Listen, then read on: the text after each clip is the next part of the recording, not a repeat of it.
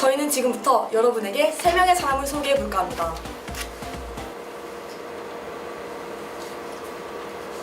여러분들은 이 사람들이 누군지, 그리고 이 사람들의 공통점이 뭔지 알고 계신가요? 맞습니다. 이 사람들은 바로 대한항공 조현아 부사장, 그리고 외국의 유명 연예인 페리스 힐튼의 남동생, 그리고 두정물산의 사장의 아들입니다. 이 세 사람들은 모두 기내 안에서 갑질, 난동, 심지어는 폭력까지 행사하여 이슈화 되었었습니다. 저희는 이러한 사람들의 공통점이 고객들의 기내 불량 행동으로 인해 야기되어지는 승무원들의 감정노동과 이에 상대적 개념인 직업 존중감에 대한 비교 연구의 시사점을 찾고자 합니다. 저희는 이러한 감정노동과 직업 존중감에 대한 비교 연구의 시사점을 찾기 위해 이 두 가지의 개념에 대해 파악하고자 합니다.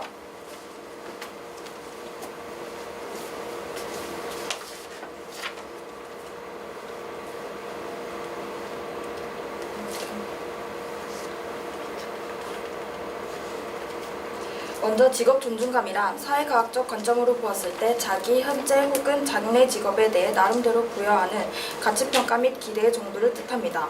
또한 저희는 감정노동에 대해 알아보기 위해 감정노동의 원인에 대해 연구해보고자 합니다. 미국의 사회학자 훅실드에 근거하여 살펴보면 감정노동을 표면행위와 내면행위라는 두 가지 차원으로 구성했음을 볼 수 있습니다.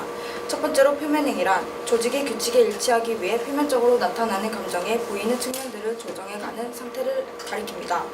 두 번째로 내면행위는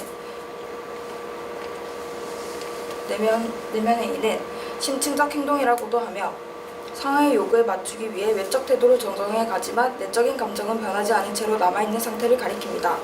감정노동은 이 두 가지 차원의 정서적 부조화로 인해 야기되어집니다. 감정노동의 예시로는 대한항공의 땅콩 회항 사건과 영국의 기내 난동 사건, 그리고 두정물산 사장의 아들의 기내 폭행 사건처럼 고객의 불량 행동으로 인한 스트레스를 들 수 있습니다. 고객의 불량스러운 행동은 서비스 종사원에게 심리적 스트레스를 유발하기 때문에 직무 만족의 감소, 분노, 우울증, 무력감 등이 유발됩니다.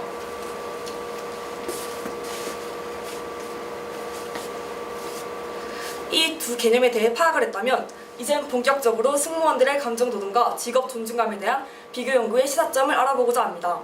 저희가 사용할 자료는 감정노동과 직업 존중감이라는 중점 주제를 토대로 설문지를 구성하여 총 24개 항공사의 93명의 항공사 여승무원에게 약 한 달 이상 실시되었던 설문조사 자료입니다. 이 자료는 설문 응답자들의 특성에 따라 항공사 유형, 근무 형태, 근무 연수, 전공, 연령 이렇게 총 5가지 갈래로 나누어 설문조사를 시행하였습니다. 이 그래프들의 결과를 총합하기 위해 AHP를 사용하여 감정노동과 직업 존중감에 대한 비교 연구를 해본 결과 상대가치 프라임의 접근으로는 직업 존중감이 훨씬 높았고 절대가치 프라임으로는 감정노동이 직업 존중감보다 조금 더 높은 결과를 보였습니다. 또한 갈래별로 결과를 살펴보았을 때 상대적으로 외항사 및 비정규직 여승무원들의 직업 존중감이 높았고 그만큼 감정노동의 수치는 낮았습니다. 또한 나이는 들수록 그리고 근무 연수가 많을수록 직업 존중감은 떨어졌고 그에 따른 감정노동의 수치는 높아짐은 이를 통해 알 수 있었습니다.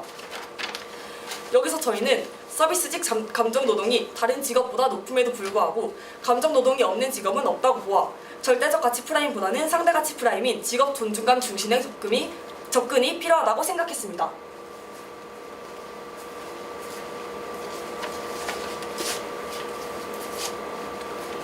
저희가 직업 존중감을 중심으로 이 연구를 바라본 것은 사실이지만 서비스 직종자들의 감정노동에 따른 문제는 이슈화가 될 만큼 심각한 문제라는 것을 저희뿐만 아니라 여러분 모두 인지하고 계셔야 한다고 생각합니다. 저희는 저희가 생각한 서비스업 종사자들의 스트레스에 대한 대응 방안을 마지막으로 얘기하며 이 연구를 마무리 지어볼까 합니다. 우선 스트레스에 대한 대응 방안은 직업 존중감을 높이는 방법과 감정노동을 줄이기 위한 방법으로 구분됩니다. 첫 번째로 직업 존중감을 높이기 위한 대응 방안으로는 현재 승무원과 같은 서비스직에 대한 사람들의 인식이 매우 낮기 때문에 사회적 평판 및 경제적 요인에 대한 사람들의 인식이 높아져야 한다고 생각합니다. 두 번째로 감정노동에 대한 대응 방안으로는 기업과 정부의 대책 마련이 필요하다고 생각합니다.